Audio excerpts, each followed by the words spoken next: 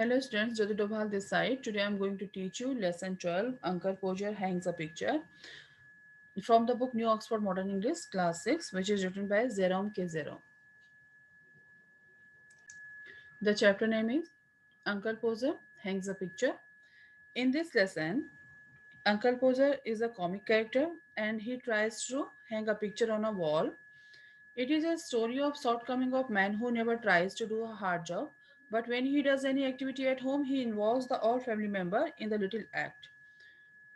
इस स्टोरी में यहाँ पर जो नरेटर है वो राइटर हैं जेरोम के जेरोम, और वो अपने अंकल की उनके अंकल जो है अंकल पोजर हैं, और वो अपने टू फ्रेंड्स को उनकी स्टोरी बता रहे हैं कि कैसे अंकल पोजर अगर कोई काम करते हैं घर पे तो वो कैसे पूरे घर को अपने सर पे उठा लेते हैं और सारे घर वालों को परेशान कर देते हैं। पूरे घर में एक ऐसी सिचुएशन क्रिएट कर देते हैं कि एक अस्त व्यस्त वाला जिसको बोलते हैं ना भगदड़ मच जाती है पूरे घर में और सारे के सारे घर वाले परेशान हो जाते हैं। तो ये पूरा चैप्टर इसी पे बेस्ड है। ओके, चलिए मैं आपको एक्सप्लेन करती हूँ इसे। अब ये देखिए यहाँ से, You never saw such a commotion up and down a house in all your life as when my uncle Poser undertook to do a job. A picture would have come from the frame makers and be standing in the dining room waiting to be put up, and Aunt Poser would ask what was to be done with it. The uncle Poser would say, "Oh, you leave that to me. Don't you, any of you, worry yourselves about that. I'll do all that." Okay, कि आपने you never so such a commotion, commotion means होता है भगदड़ मचना, हलचल, अशांति, अस्त व्यस्त होना। ठीक है, कि आपने अपनी लाइफ में अपने घर में कभी भी ऐसी हलचल, ऐसी भगदड़ और ऐसी अशांति नहीं देखी होगी जैसे जैसे when my uncle पोजर undertook to do a job, जैसे कि मेरे अंकल पोजर किसी काम को करने में घर के अंदर फैला देते हैं। अंकल पोजर कुछ काम नहीं करते हैं और अगर वो घर का कोई काम करते हैं तो सबको इतना परेशान कर देते हैं कि सारे फैमिली मेंबर्स को उस काम में लगा देते हैं। अ पिक्चर वुड है, अब यहाँ से स्टोरी को नरेट किया जा रहा है, यहाँ से स्टोरी को सुनाया जा रहा है। देखिए, a picture would have come from the frame makers, एक पिक्चर है, एक फोटो है जो कि फ्रेम मेकर के यहाँ से आई हुई है उनके घर में, अंकल पोजर के घर में। And be standing in the dining room, जिसको डाइनिंग रूम में खड़ा किया गया है। Waiting to be put up, जो इंतजार कर रही है वॉल पे हैंग होने का, दीवार पे टंगने का। And aunt Podger would ask what was to be done with it, और आंट पोजर जो है अंकल पोजर से पूछते कि इस पिक्चर का क्या करना है। And uncle Podger would say, uncle Podger कहते हैं, oh you leave that to me, oh तुम, अरे तुम इसको मेरे ऊपर छोड़ दो। Don't you any of you, तुम्हें किसी को भी कोई चिंता करने की जरूरत नहीं है। अबाउट दैट, इसके बारे में। I will do all that, मैं ये सब कुछ अपने आप कर लूंगा, या इसको मेरे ऊपर छोड़ दो, मैं अपने आप देख लूंगा। ओके, उसके बाद देखिए उनका नेक्स्ट स्टेप क्या होता है, नेक्स्ट पैराग्राफ। एंड देन उसके बाद he would take off his coat, उस अपना कोट उतार देते हैं। एंड बिगिन, और शुरू हो जाते हैं।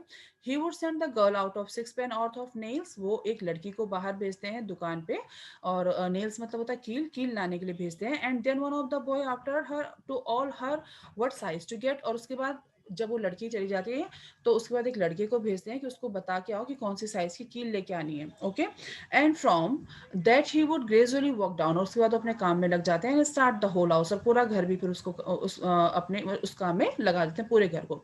ठीक है, now you go to the get my hammer Will, अब वो अपने बेटे विल को बोलते हैं, ही वुड शाउट, ठीक है, अपने जोर से चिल्लाकर अपने बेटे विल को बोलते हैं कि विल तुम जाकर मेरा हैमर लेके आओ। हैमर मीन्स क्या होता है, देखो हथौड़ी जो इनके हाथ पे भी पकड़ी हुई है ना, ये होता है hammer. Okay, and you bring me the rule Tom, और टॉम तो मुझे रूल दो। रूल मीन्स यहाँ पर जैसे फुट्टा होता है ना, जो फीता, या जिसको इंच टेप बोलते हैं, मेजर करने के लिए जो होता है, उसको मंगाते हैं। And I shall want step ladder, और मुझे जो है सीढ़ियाँ भी चाहिए होंगी।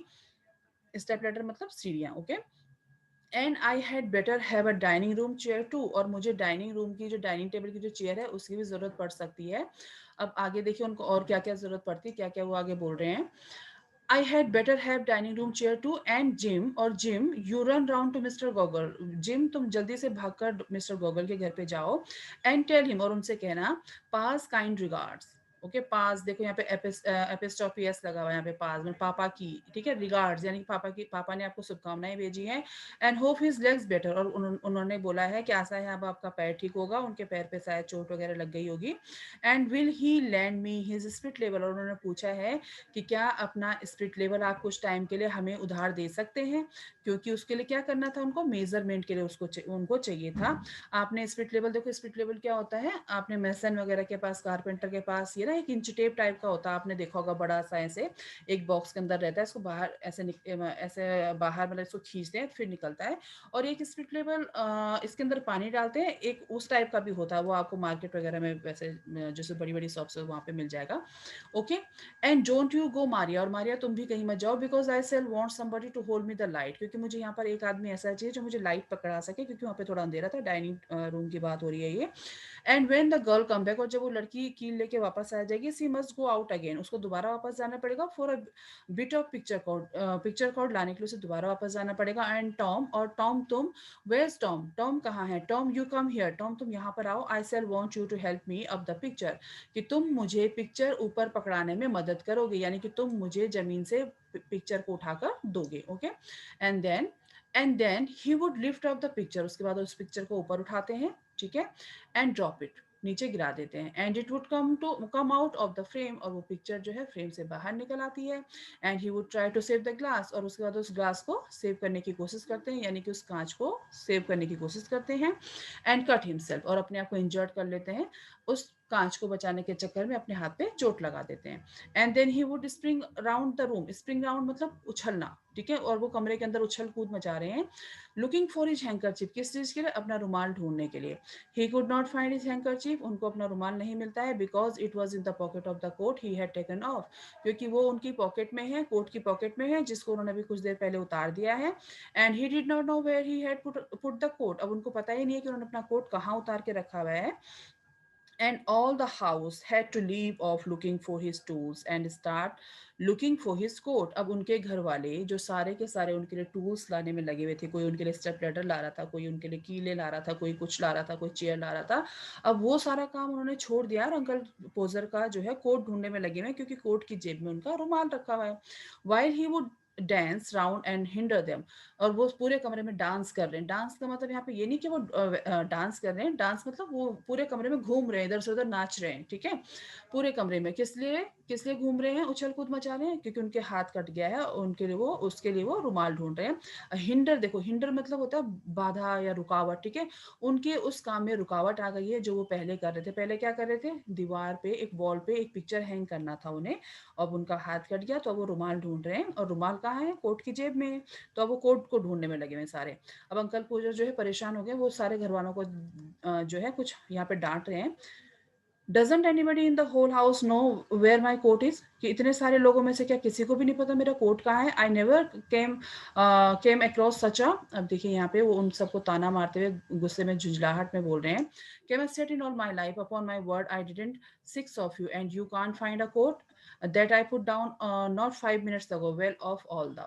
अब वो कह रहे हैं कि तुम 6 लोग मेरी फैमिली में हो, 6 फैमिली मेंबर यहाँ पर है, और किसी को नहीं पता मेरा कोट कहाँ है, कोई भी मेरे कोट को नहीं ढूंढ पा रहा है, जो कि मैंने 5 मिनट पहले ही भी उतारा है, ठीक है।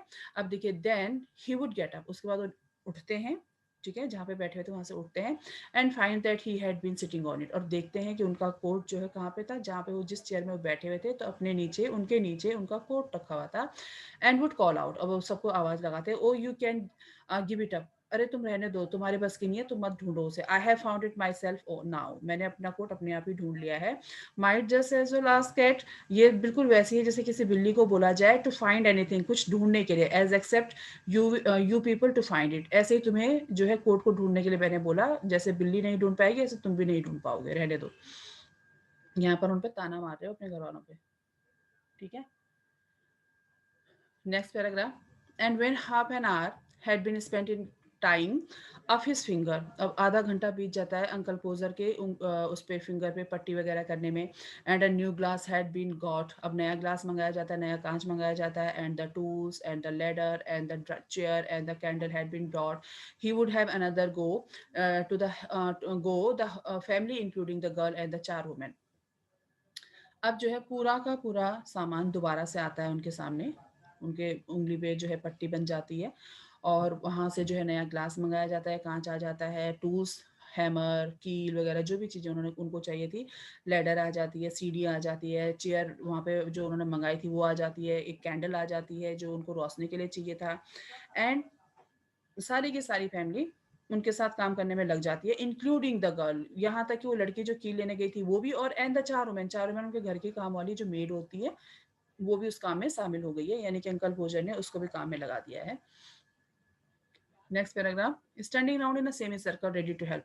अब वो सारे के सारे लोग जो है ना अंकल पोजर के चारों तरफ सेमी सर्कल बना के खड़े हो गए हैं उनकी हेल्प करने के लिए। यहाँ पर देखिए दिखाया हुआ है, help, two people would have to hold the chair, दो लोगों ने चेयर को पकड़ा हुआ है, ठीक है, दो लोग जो है अंकल पोजर की चेयर को पकड़े हुए हैं क्योंकि ताकि वो नीचे ना गिरे, and a third would help him up on it, और तीसरा जो है उनको ऊपर चेयर में चढ़ा रहा है, एंड होल्ड हिम देयर, और उसको उनको पकड़ा हुआ है वहां पे ताकि वो गिरे ना, and a fourth would hand him a nail, और चौथे ने उनको कील दी है, कील पकड़ाई हुई है, and a fifth would pass him of the hammer, और फिफ्थ जो है वहां पर पांचवा जो है उस उनको हैमर पकड़ा रहा है, and he would take hold of the nail, उन्होंने हाथ में कील पकड़ी हुई है, एंड ड्रॉप इट, और उसको क्या किया उन्होंने अगेन, उन्होंने उसको नीचे गिरा दिया, कील हाथ पे पकड़ी और नीचे गिरा दिया। देखिए सब सेमी सर्कल यहाँ पे देखो बनाया हुआ है इन्होंने, ये इनके बच्चे हैं, ये चारों, ये इनकी मेड है और ये मिसेस पोजर है, okay. There he would say in an एंजर्ड tone, अब वो थोड़ा सा दुखी होकर बोलते हैं जब कील नीचे गिर जाती है, तो वो अब थोड़ा सा दुखी होकर बोल रहे हैं, now the nails gone, now the nails gone, कील नीचे गिर गई है, and we would all have to go down on our knees and grovel for it, अब हम चारों के चारों, हम जितने भी हैं सारे के सारे नीचे घुटने के बल रेंग रहे हैं चारों तरफ, ग्रोवल मतलब होता है घुटने के बल रेंगना, ओके, कि घुटने टेक कर जैसे रेंगना, तो हम चारों के चारों घुटने के बल घुटने टेके हुए जमीन पर और कील को ढूंढने में लगे हुए हैं, while he would stand on the chair, जबकि वो चेयर पे खड़े हो रखे हैं, एंड ग्रॉन्ट, और क्या कर रहे हैं, गुस्सा कर रहे हैं, ग्रॉन्ट मतलब होता है गुर्राना, गुस्सा कर रहे हैं, and want to know if he was to kept there all the evening, और जानना चाहते हैं, वो वहां से बोल रहे हैं क्या मुझे सारी शाम यहीं पे रहना पड़ेगा ऊपर, the nail would be found at last, last में जो है कील मिल जाती है उन्हें, but by that time he would have lost the hammer, लेकिन अब वो हैमर को खो देते हैं, अब उन्हें उनका जो है हैमर खो जाता है, ठीक है। Where is the hammer, hammer कहाँ गया, what did I do with the hammer, मैंने हैमर के साथ क्या किया, great heavens, seven of you gaping round there and you don't know what I did with hammer, अब वो अपने घर वालों को अगेन दोबारा से उनको बोल रहे हैं, फिर दोबारा से उनको डांट रहे हैं यहाँ पे कि तुम्हें व्हाट कि हैमर कहाँ है, मैंने उसके साथ क्या किया है, तुम great heaven seven of you, तुम सात लोग मुझे घेर कर, गैपिंग राउंड मतलब मेरे को सात लोग घेर कर खड़े हैं यहाँ पे, एंड यू डोंट नो, और तुम्हें पता ही नहीं है कि what I did with the hammer, मैंने हैमर के साथ क्या किया, we would find the hammer for him, अब वो कह रहे हैं कि हमने उनके लिए हैमर भी ढूंढ लिया, and then he would have lost the sight of the mark he had made on the wall, अब उनको वो निशान नहीं मिल रहा जो उन्होंने कील लगाने के लिए दीवार पर किया हुआ था, वो निशान को ही भूल चुके हैं, निशान ही उन्होंने खो दिया है, where the nail was to go in, जहां पर की कील अंदर जानी थी, and each of us had to get up on the chair, अब हम एक एक करके सारे के सारे उस चेयर पे चढ़ रहे हैं, किस लिए, उस निशान को ढूंढने के लिए, बिसाइड हिम, उनके साथ में, and we would each discover it a different place, हर कोई जो है अपना अपना अलग अलग मार्क बता रहा है, कोई कह रहा है यहाँ पे निशान लगाया था, कोई दूसरा कह रहा है नहीं आपने यहाँ पे लगाया था, and he would call us all fools, और जब वो देखते हैं कि कोई भी निशान नहीं ढूंढ पा रहा तो सबको डांटते हुए कहते हैं कि तुम सबके सब मूर्ख हो, तुम सबके सब बेवकूफ हो, ओके। अब देखिए यहाँ पे फिर दोबारा अब क्या होता है, different place, call us all fools one after another, एक के बाद एक, and tell us go get down, अब हम सब के सब जो है नीचे उतर आते हैं, चेयर से नीचे आ जाते हैं, and he would take the rule, और वो दोबारा से जो है रूल को पकड़ लेते हैं, जो मेजर करने का जो फीता है उसको पकड़ लेते हैं, एंड री मेजर, दोबारा से उसको मेजर करने लग जाते हैं, and find that he wanted half 31 and 3, अब देखिए यहाँ पर वो क्या चाहते हैं, and find that he wanted, वो चाहते हैं हाफ 31, 31 का आधा, 31 का आधा कितना है, 15.5, ओके, एंड 3, अब देखिए उसके बाद उनको और क्या चाहिए, 15.5 बोला उन्होंने, एंड 3/8 इंचेस, है ना, 3/8, 3/8 इंचेस का क्या मतलब है, 3/8 inches from the corner, corner से उनको 15.5 चाहिए, और 3/8, 3/8 इंचेस जो है कॉर्नर से उनको चाहिए, and would try to do it in his head and go mad. अब वो इसका कैलकुलेशन अपने दिमाग में सोच रहे हैं, उसको अपने दिमाग के अंदर कर रहे हैं कि मुझे कॉर्नर से 5.5 चाहिए और दूसरी तरफ से मुझे 3/8 चाहिए, 3/8 इंचेस का जगह चाहिए कॉर्नर से, जहां पर मुझे उस फ्रेम को, उस फोटो को लगाना है। And we would all try to do it our heads. अब सारे के सारे उसको अपने माइंड में उसको उस कैलकुलेशन को करने की कोशिश कर रहे हैं। And all arrive at different result, और सबका जो है रिजल्ट जो है, सबकी जो कैलकुलेशन है वो अलग अलग आ रही है। And sneer at one another. अब स्नीर क्या होता है? स्नीर होता है जैसे हंसी मजाक करना या व्यंग्यात्मक जिसको बोला जाता है, ठीक है, एक दूसरे को चिढ़ाना। अब हम लोग एक दूसरे को चिढ़ाकर हंसी मजाक कर रहे हैं उस चीज के पीछे। एंड इन द जनरल रो। अब रो का मतलब यहाँ पे जो है लाइन से नहीं है, रो का मतलब यहाँ पे चिल्लाने से, कि हम उस हंसी मजाक में, उस हल्ले गुल्ले के साथ, उस चीख पुकार में the original number would be forgotten, जो रियल नंबर था उसको भूल जाते हैं, जो कि अंकल पोजर ने बताया था। And uncle Podger would have to measure it again, और अंकल पोजर दोबारा से उसको फिर मेजर करने लग जाते हैं, ठीक है। अब he would use a bit of sting this time. अब उन्होंने सारा अपना जो है स्पिरिट लेवल वगैरह सब छोड़ दिया। अब एक बिट ऑफ स्टिंग मतलब छोटा सा धागे का टुकड़ा लेते हैं अब मेजरमेंट के लिए। And at the critical moment, और जब वो पल आता है, when the old fool was leaning over the chair at an angle of 45 and trying to reach a point 3 inches beyond what was possible for him to reach. अब वो क्या करते हैं, देखिए यहाँ पर बोला जा रहा है कि वो छोटा सा एक धागे का टुकड़ा लेते हैं, और उस जब उनका वो पल आता है, वो क्रिटिकल मोमेंट आता है, यानी कि वो जिसको बोला जाता है ना, वो क्षण आता है, वो पल आता है, जब वो बूढ़ा आदमी, व्हेन द ओल्ड फूल, जब वो बूढ़ा बेवकूफ आदमी वाज लीनिंग ओवर, मतलब झुका हुआ है किसके ऊपर? चेयर के ऊपर। At an angle of 45 degree के एंगल पर जब वो चेयर के ऊपर वो बूढ़ा बेवकूफ आदमी झुका हुआ है, एंड ट्राइंग टू रीच, और पहुंचने की कोशिश कर रहा है 0.3 इंचेस बियॉन्ड, जो कि 3 इंच दूर है उनसे। What was possible for him to reach, कैसे वो वहां पर पहुंच पाएंगे, कैसे पॉसिबल है उनके लिए? The string would slip. अब क्या होता है, दोबारा से उनके हाथ से धागा छूट जाता है। And down he would slide on the piano, और वो क्या करते हैं, उस पियानो के ऊपर पियानो के ऊपर गिर जाते हैं।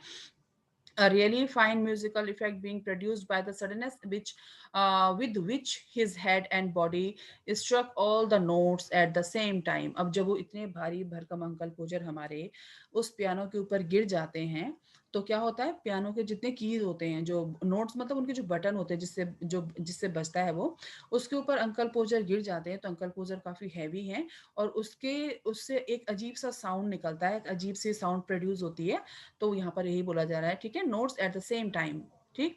अब देखिए आगे, अब क्या होता है, अब वो चिढ़ भी रहे हैं, बच्चों को भी कुछ कुछ बोल रहे हैं। And aunt Maria would say she would not allow the children to stand round and hear such language। Okay, अब वो लैंग्वेज के लिए क्यों बोला गया है यहाँ पे? लैंग्वेज यानी कि अंकल पोजर जब नीचे गिर रहे हैं, जब उनको कोई चीज नहीं मिल रही है, तो वो कुछ कुछ गुस्से में आकर बच्चों को बोल रहे होंगे। तो आंट पोजर कह रही हैं कि मैं बिल्कुल भी बच्चों को अलाउ नहीं करूंगी यहाँ पर खड़े रहने के लिए, क्योंकि अंकल पोजर जो है, एक तो गिर गए हैं, अगर वो बच्चों के ऊपर गिर जाते तो वो इस वजह से भी बोलती हैं। दूसरा, वो कुछ कुछ बच्चों को डांट रहे हैं, तो वो कह रहे हैं कि मैं यहाँ पर बच्चों को बिल्कुल अलाउ नहीं करूंगी, क्योंकि इस तरह की लैंग्वेज सुनने के लिए। लास्ट में देखिए क्या होता है। At last uncle Podger would get the spot fix again. अब अंकल पोजर दोबारा से एक जगह बना लेते हैं कील लगाने के लिए। And put the point of the nail on it with his left hand and take the hammer in his right hand. अब एक जो कील है उसको लेफ्ट हैंड में पकड़ लेते हैं, और राइट हैंड में अपना हैमर पकड़ लेते हैं कील लगाने के लिए। And with the first blow, और अपने पहले प्रहार के साथ ही, पहली चोट जब वो कील पर मारते हैं, तो he would smash his thumb. अब वो अपना क्या करते हैं, अब अपना अंगूठे पे चोट लगा देते हैं, अपना अंगूठा तोड़ देते हैं। And drop the hammer, hammer को भी नीचे गिरा देते हैं। विद अ येल, एक चिल्लाने के साथ, चिल्ला चीख के साथ, ठीक है। And on on somebody's toes, क्योंकि वो हैमर किसी के पैर पे गिर जाता है, पैर की उंगलियों पर। टोज मतलब पैर की उंगलियों के लिए बोला जाता है, ठीक है, कि किसी के पैर के ऊपर वो अपना हथौड़ा, अपना हैमर जो है वो गिरा देते हैं, ठीक है। Aunt Maria would mildly observe that next time that Uncle Poser was going to hammer a nail into the wall। अब आंट मारिया जो है वो बोलती हैं वहां से, जब वो सब ये चीजें देख रही हैं तो वहां से बोलती हैं दूसरे साइड से, कि दूसरी बार जब अंकल पोजर नेल और हैमर लेके दीवार के वॉल पे कुछ काम करने के लिए जाएंगे ना, तो she hoped he would let her know in time. वो कह रही हैं कि वो मुझे पहले ही बता दें कि वो क्या काम करने वाले हैं, so that she could make arrangement to go and spend a week with her mother while it was being done। कि वो अपने मम्मी के घर चली जाएंगी, क्योंकि अंकल पोजर को उस काम को करने में ठीक है, उस काम को करने में 1 हफ्ता तो लग ही जाएगा और एक 1 वीक के लिए वो अपनी मम्मी के पास चली जाएँगी। अब देखिए अंकल पोज़र जो हैं, अब ये सिचुएशन जो है ना, अच्छा यहाँ पर ये अंकल पोज़र जो है ना, यहाँ पे कई लोग जो हैं यहाँ पर अंकल पोज़र, जैसे मैं पोज़र प्रोनाउंस कर रही हूँ, तो कई इसको पोट्ज़र बोलते हैं, ओके? तो वो एक ही बात है, पोट्ज़र या पोज़र, ओके? अच्छा ये सिचुएशन कुछ ऐसी है, देखिए जैसे आप लोगों के घर में मम्मी खाना बनाती है ना किचन में, तो किसी को कोई हेल्प के लिए बोलती है मम्मी कि कोई किसी को बोले कि आप मुझे ये ला के दो, या मम्मी आपको पता भी नहीं लगता क्या बना रही है किचन में, है ना? और आपके आगे प्लेट मुँह के आगे आती है और आप खाते हैं। लेकिन एग्ज़ाम्पल लो, अगर पापा किचन में चले गए तो क्या होगा? सेम सिचुएशन होगी ना। एक बच्चा कोई कुछ दे रहा होगा पापा को, दूसरा कुछ कर रहा होगा, मम्मी भी काम में लगी होंगी। वो रेस्ट पे नहीं होंगी, कहने के लिए रेस्ट पे होंगी, लेकिन मम्मी भी कुछ ना कुछ कर रही होंगी, है ना? और फिर पापा कोई डिश बना के आपको देंगे और उस समय सेम सिचुएशन आपके घर पे भी यही हो रही होगी, है ना? तो सेम यहाँ पे भी ऐसे ही है, ठीक है? अब अंकल पोज़र जो है चिढ़ जाते हैं जब आंट पोज़र उनको बोलती हैं कि तुम मुझे पहले बता देना अगर कुछ काम ऐसा करना हो, तो मैं 1 हफ्ते के लिए अपनी मम्मी के घर चली जाऊँगी, ओके? अब देखिए अंकल पोज़र चिढ़ते हुए बोलते हैं यहाँ पे, "oh you woman, you make such a fuss over everything", कि तुम औरतों की तो आदत होती है बात को बतंगड़ बनाने की, बात को बढ़ा चढ़ाकर बोलने की।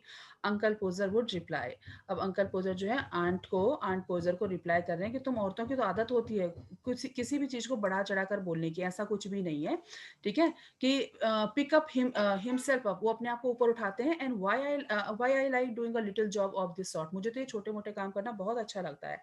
एंड देन उसके बाद he would have another try, उसके बाद वो दूसरा ट्राई करते हैं, दूसरी बार कोशिश करते हैं, and at the second blow, और दूसरे प्रहार के साथ यानी दूसरी चोट जब वो कील पे करते हैं, तो देखिए अब की बार क्या होता है, the nail would go clean through out the plaster, वो नेल जो है, वो कील जो है प्लास्टर के अंदर घुस जाती है, एंड हाफ द हैमर, और आधा हथौड़ा भी उसके अंदर घुस जाता है। After it the uncle Podger be precipitated against the wall with force nearly sufficient to flatten his nose, और उसके साथ ही अंकल पोजर भी इतनी तेजी से दीवार की तरफ जाते हैं कि उनकी नाक पिचकने वाली थी वहां पे दीवार पर लगकर, ठीक है? देखिए, ओके, प्रेसिपिटेटेड होता है हड़बड़ी या गड़बड़ी, जिसे बोलते हैं ना जल्दबाजी में, हड़बड़ी में, ठीक है? वो जब इतनी जोर से उस हैमर को लगाते हैं उस कील पे और दूसरी बार में, तो क्या होता है एकदम से जो है, ओके, तो वो उस गड़बड़ी में जब वो आधा हथौड़ा भी उसके अंदर चला जाता है और एकदम से उनको भी झटका लगता है और वो आगे की तरफ जाते हैं दीवार की तरफ, उनकी नाक जो है फ्लैटन यानी कि चपटी होने वाली थी, जब दीवार पे लगती है तो चोट लगती है ना नाक पे भी, ठीक है? अब देखिए next paragraph, then we had to find the rule and the string again, अब दोबारा से रूल और स्ट्रिंग लिया जाता है, and a new hole was made, और क्या होता है नया छेद एक वहां पर कील के लिए बनाया जाता है, एंड अबाउट मिडनाइट, और ये सब करते करते उनको आधी रात हो चुकी है, the picture would be up, और पिक्चर को ऊपर उठाया जाता है, यानी कि ऊपर लगाया जाता है, दीवार पे पिक्चर हैंग हो गई। अब कैसे हैंग हुई है देखिए, very croquet and insecure, croquet मतलब होता है टेढ़ी मेढ़ी, एंड इनसिक्योर मतलब सिक्योर श्योरिटी नहीं है कि वो वहां पे दीवार पर टिकी रहेगी, यानी कि वॉल पे वो हैंग होगी ही होगी, कभी भी गिर सकती है नीचे, ठीक है? वेरी क्रिकेट यानी कि बहुत ही टेढ़ी मेढ़ी, एंड इनसिक्योर, ठीक है? अभी आपको यहाँ पर देखो इन्होंने यहाँ पे दिखाया भी है, ये देखिए इस तरह से पिक्चर लगी थी टेढ़ी मेढ़ी और कभी भी नीचे गिर सकती थी यहाँ से। The wall for yard round looking as if had been smoothed down with a rake, and everybody deadbeat and wretched except Uncle Poser. Okay? अब देखिए यहाँ पे very crooked and insecure, the wall for yard, दीवार कुछ गज तक, कुछ दूरी तक, round looking as if had been smooth down with a rake, rake क्या होता है? रेक मतलब जैसे घर पे पीओपी वगैरह होता है ना, तो जो वो काम करने वाले होते हैं वो हथौड़ी से ना हैमर से पूरी दीवार पे टक करते हैं। टक करना मतलब उस दीवार पे मारते हैं, वो उस हथौड़ी से ना छेद करते हैं दीवार पे, छोटे छोटे ऐसे ठक ठक ठक लगाते हैं पूरी दीवार पे, तो रेक वो होता है। तो ऐसे ही पूरा जो है घर की दीवार हो गई वहां पे जहाँ पे उन्होंने वॉल पे पिक्चर हैंग की हुई है, एंड एवरीबॉडी डेड बीट, और सारे के सारे थक चुके हैं, एंड रेचेड, रेचेड मतलब होता है दुखी, परेशान होना, सिवाय अंकल पोजर को छोड़ के। अंकल पोजर तो दुखी नहीं हुए ना, क्योंकि उन्होंने कुछ काम ही नहीं किया। उन्होंने क्या किया, वो तो चेयर पे खड़े थे, और चेयर पे खड़े होके क्या कर रहे थे, कभी कील गिरा रहे थे, कभी फोटो गिरा रहे थे, कभी फ्रेम को नीचे गिरा रहे थे, कभी वो मार्क उनसे गायब हो जा रहा था, है ना? अब बाकी लोगों को उन्होंने काम पे लगाया हुआ था, कोई रूलर आके दे रहा था, कोई सीढ़ियां लेके आ रहा था, बाकी लोग काम कर रहे थे, अंकल पोजर तो चुपचाप चेयर में खड़े थे बस, ठीक है? तो बाकी सब उनसे दुखी हो जाते हैं, थक जाते हैं, सिवाय अंकल पोजर के। अब देखिए next last paragraph, There you are, he would say, stepping off the chair on the charwoman's corns and surveying the mess he had made with evident pride. अब देखिए वो कहते हैं ये देखो, अब वो अपना काम जो उन्होंने किया था उनके लिए कह रहे देखो, ही वुड से उन्होंने कहा देखिए देखो, स्टेपिंग नीचे उतरते हुए चेयर से, और जहाँ पे उनकी घर की मेड खड़ी थी उसके वहां पे खड़े हुए वो, और बोलते हैं सर्वेइंग द मेस, उस गंद को जो उन्होंने अस्त व्यस्त पूरा, जो मेस मतलब होता है गंदा, पूरा जो गंद उन्होंने मचा रखी थी पूरे घर में, उसको देखते हुए वो बोलते हैं ही had made this evident pride, वो अपने ऊपर बहुत प्राउड फील कर रहे हैं, अपने आप को बहुत प्राउड फील कर रहे हैं, क्योंकि उन्होंने एक जो फोटो थी वो वॉल पे हैंग कर ली थी। अब वो क्या कहते हैं देखिए, why some people would have had a man in to do a little things like that, कि कैसे कोई लोग इतने छोटे से काम के लिए बाहर से किसी को बुला लेते हैं काम करवाने के लिए, जबकि मैंने तो ये काम 1 मिनट में कर दिया, है ना, मैंने तो 1 मिनट में ये काम कर दिया। पता नहीं क्यों कुछ लोग जो है छोटे से काम के लिए बाहर से लोगों को बुला लेते हैं। अब देखिए, अंकल पोजर ने घर पे क्या फैला रखा था, सारे में गंद फैला रखा है, सारे घर को अस्त व्यस्त कर दिया, एकदम हलचल वाला माहौल क्रिएट कर रखा है, सबको परेशान कर दिया है। और अंकल पोजर कह रहे हैं कि ये काम तो बिल्कुल चुटकी का काम था, मैंने तो 2 मिनट में कर दिया, बहुत छोटा काम था, लोग पता नहीं क्यों बाहर से लोगों को बुला देते हैं काम करने के लिए। ठीक है, तो ये देखिए आपका पूरा चैप्टर मैंने आपको एक्सप्लेन कर दिया है। Okay, let's move on to the question answer. The first question is, how do we first learn that Uncle Poser does not do things in an organized manner? Okay, so इसका answer, when Uncle Poser sends the girl out for nails, he forget to tell her what size. He has to send one of the boy after her. This is when we first learn that he is not organized. Okay. Second question is, what are the two things that the girl has to do? The girl has to get 6 pen out of the nail and a bit of picture cord. Third question, how does Uncle Poser lose his coat and then find it again? The Uncle Poser loses his coat because he is sitting on it and only find it again when he is stand up. Okay. Question fourth, Uncle Poser does not give much credit to his helpers. Give two examples to show this. ये book में से ही आपको देना है पूरा. Uncle Poser says, might just as well ask the cat to find anything as except you people to find it. And second, उन्होंने क्या बोला था? Great heaven, 7 of you gapping round there and you don't know what I did with the hammer. Okay. And question 5, option E. Which statement tell us that the narrator does not think much of Uncle Poser intelligence? Okay. Question E. When the old fool was leaning over the chair of an angle of 45 and trying to reach a zero point 0.3 inches beyond what was possible for him to reach, tells us the author does not think much of Uncle Poser's intelligence. Okay. Question F. How long did it take Uncle Poser to hang up the picture, and how long does Aunt Maria think it will take him to hang it up? Okay. It took Uncle Poser most of the day and half the night to hang the picture. Aunt Poser thinks it may take him a week. Okay. Last question. How do you think the author used would so many times in the passage? अब यहाँ पर would का use इसलिए किया गया है क्योंकि past tense में पूरी स्टोरी चल रही है, और विल का पास्ट में जब हम यूज करते हैं तो वुड बोलते हैं, उसको वुड यूज करते हैं वहां पे, तो आप इस तरह से लिखेंगे, the author has use would so many times in the story uncle Podger hangs a picture to indicate an action of the past tense occur repeatedly.